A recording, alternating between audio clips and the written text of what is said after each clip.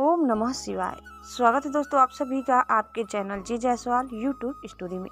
दोस्तों आज हम सुनेंगे फाल्गुन मास महात्म्य कथा अध्याय 16 के बारे में।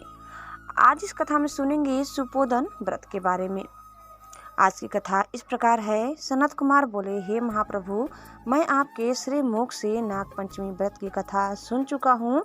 हे देवाधिदेव, अब आपके श्री मुख से षष्ठी व्रत के विषय में जानना चाहता हूँ। यह कौन सा व्रत है और यह कैसे किया जाता है? शिव बोले, हे सनत कुमार, श्रावण मास में शुक्ल पक्ष की षष्ठी तिथि को अति उत्तम महामृत्यु विनाशक जो व्रत किया जाता है वह सुपोदन व्रत कहलाता है।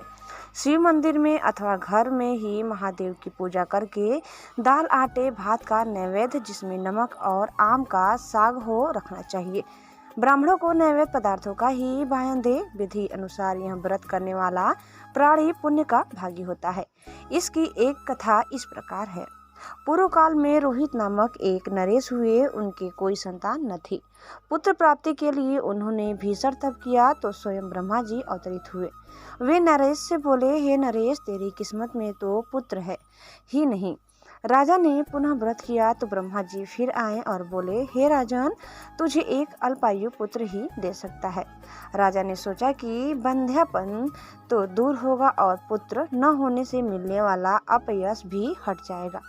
ब्रह्मा जी ने वरदान स्वरूप राजा के यहाँ पुत्र उत्पन्न हुआ। नरेश ने जात कर्म आदि अन्य अनुष्ठान हर्षित हो मनाए। राजा और रानी ने अपने पुत्र का नाम शिवदत्त रखा। थोड़ा बड़ा होने पर उसका उपनयन संस्कार भी कराया। मृत्यु के भय से राजा ने उसका विवाह नहीं किया। 16 वर्ष की आयु में उस ब्रह्मचारी बालक का देहांत हो गया। इससे राजा रानी अति चिंतित रहने लगे, क्योंकि ऐसा समझा जाता है कि जिस वंश में ब्रह्मचारी बालक की मृत्यु हो जाती है उस वंश का समूल विनाश हो जाता है। सनत कुमार बोले, हे प्रभु, हे जगतपति, मृत्यु के भय से बचने का कोई उपाय है तो मुझे बतलाइए। भगवान शिव ने कहा, ब्रह्मचारी हो तो अर्क विधि के संयोग कराकर ब्रह्मचारी तथा पेड़ को मिलाकर नाम तथा गोत्र बोले। तब यह बोलना उचित है, मैं मरे हुए ब्रह्मचारी की आत्म शांति के हितार्थ नैसर्गिक व्रत करता हूँ। प्रथम तो स्वर्ण से अभ्युदयी कर अग्नि स्थान एवं आधारा वाज्य संज्ञक तथा अन्य आहुतियाँ दे। हवन के पश्चात व्रत के अनुष्ठान हितार्थ फल पाने के लिए व्रत धारक अग्नि एवं विश्वपति का घी से हवन करे। स्विष्ट कृत हवन के पश्चात होम करना चाहिए। हवन के पश्चात यह बोले, मैं अर्क शादी करूँगा। स्वर्ण द्वारा अभ्युदय करके पीपल की टहनी और सौ को हल्दी तथा तेल से लेप कर पीले सूत से लपेटे। 100 को 2 पीले कपड़ों से ढक दे। अग्नि जलाकर विवाह पद्धति से आधारांत हवन करने के बाद अग्नि बृहस्पति काम की 4 व्याहतियों से हवन करके स्विष्ट कृत संज्ञक होम करके उसके बाद कार्य को पूरा कर दे। नियम अनुसार पीपल की शाखा और मृतक शव का दाह कर दे। मरा न हो परंतु मरणासन हो तो यह व्रत 6 साल तक करे। 30 ब्रह्मचारियों को नई कौपिन तथा प्रत्येक को एक एक हस्त लंबा या कर्ण मात्र का कृष्णा जीन दान करे। उन्हें खड़ाऊ, छाता, गोपी चंदन, मणि, प्रवाल, माला तथा आभूषण आदि भी प्रदान करे। इस क्रिया के करने से कोई बाधा नहीं आती। शिव बोले, हे पुत्र, तब नरेश ने इस विधि को ब्राह्मण से सुनकर सोचा कि यह विशेष अर्क विवाह मुझे बिल्कुल भी नहीं भय है। विवाह का प्रधान होना ही ठीक होता है। मैं तो नरेश हूँ, परंतु इसे कोई अपनी पुत्री देगा तो मैं उसे अनंत रत्न व आभूषण दूंगा। उसी नगरी में एक ब्राह्मण का निवास था। उसकी दूसरी पत्नी अत्यंत ही कुटिल और चालाक थी। उसकी प्रथम पत्नी का देहांत हो गया था। उसने लालच में आकर राजा को अपनी मरी हुई सौत की कन्या, जो कल 10 वर्ष की ही थी, शादी के लिए दे दी। राजा ने बदले में उसे 1 लाख रुपये दिए। राजा के कर्मचारी उस लड़की को शमशान भूमि में ले गए जहाँ पर राजपुत्र का शव रखा था। वहाँ पर मृत राजकुमार से उसका विवाह कर दिया गया। तब उसे राजा के लड़के की देह के साथ जलाने की तैयारी होने लगी। इस पर वह लड़की उन कर्मचारियों से बोली कि आप यह क्या कर रहे हैं? कर्मचारी बोले कि हे सुंदरी, तेरा पीटीआई तो मर चुका है, यानी पति तो मर चुका है, अतः हम तुम्हें इसके साथ जला रहे हैं।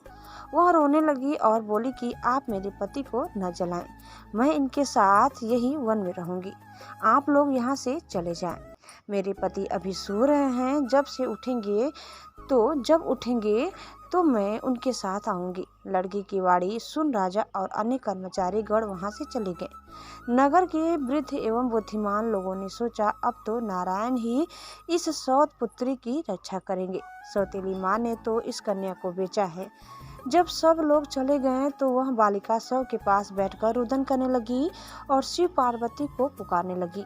भगवान शिव उस बालिका के करुण वाणी सुन पार्वती सहित नंदी पर सवार हो उस वन में वहां पहुंच गए जहां बालिका रुदन कर रही थी। बालिका ने जब शिव पार्वती को देखा तो वह उठ खड़ी हुई। उसने सोचा, अब मेरे पति जी उठेंगे। उसने प्रभु से कहा, क्या मेरे पति जी उठेंगे? उसकी वाणी से आर्द्र हो उठे प्रभु ने कहा, हे बालिके, तेरी माँ ने सुपोदन व्रत किया था।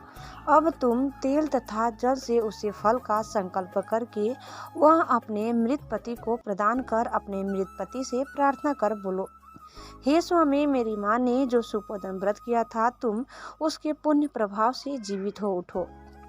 बालिका ने महादेव पार्वती के आदेश का पालन करते हुए उनके द्वारा बतलाई गई विधि का पालन कर संकल्प किया और तेल जल अपने मृत पति को प्रदान किया तो उसका मृत पति शिवादत्त उठ बैठा। शिवदत्त ने उस बालिका से पूछा, तुम कौन हो और यहाँ क्यों आई हो? बालिका ने अपने पति को जो जीवित हो उठा था सब हाल कह सुनाया। इस हालचाल को कहने सुनने में सारी रात व्यतीत हो गई। प्रातःकाल शमशान भूमि के नजदीक आए हुए नर नारियों ने जब उन दोनों को जीवित देखा तो उन्होंने नगर में वापस जाकर राजा को बतलाया कि उनका पुत्र जीवित हो उठा है और पुत्रवधू और राजकुमार सकुशल है। वे दोनों नदी तट पर बैठे हैं। नरेश यह सुनकर अति हर्षित हुआ और वह दल बल और बाजे गाजे सहित नदी के तट पर उन दोनों को लेने जा पहुंचा। जनता ने भी हर्षित हो उठा राजा की स्तुति की और उसको बधाई दी, परंतु राजा अपनी पुत्र वधू पर अत्यंत ही प्रसन्न था क्योंकि उसकी प्रभु भक्ति से ही उसका पुत्र जीवित हो गया था। राजा ने जनता से कहा, हे नगरवासियों, मैं तो एक अत्यंत ही तुच्छ जीव हूँ। आप सब लोग भी मेरी पुत्र वधू की स्तुति करें क्योंकि उसकी प्रभु भक्ति से मेरा पुत्र पुनः जीवित हुआ है। तब राजा और रानी ने अपनी पुत्रवधू की और विद्वान ब्राह्मणों को दान दक्षिणा दे विदा किया। नरेश ने नगर द्वार पर मृत पुत्र के पुनः जीवित हो जाने की खुशी में विद्वान ब्राह्मणों के निर्देश अनुसार विधि पूर्वक शांति प्रार्थना भी की। शिव बोले, हे ब्रह्मपुत्र सनत कुमार, हे वत्स, मैंने तुमको सुपोधन व्रत विधि नियम अनुसार कह सुनाई है।